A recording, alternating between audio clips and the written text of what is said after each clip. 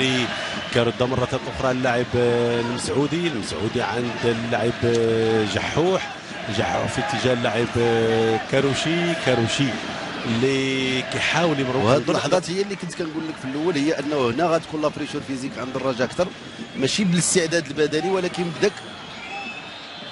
هذه محاولة خطيرة والهدف. إذا الهدف الأول لفريق الرجاء البيضاوي.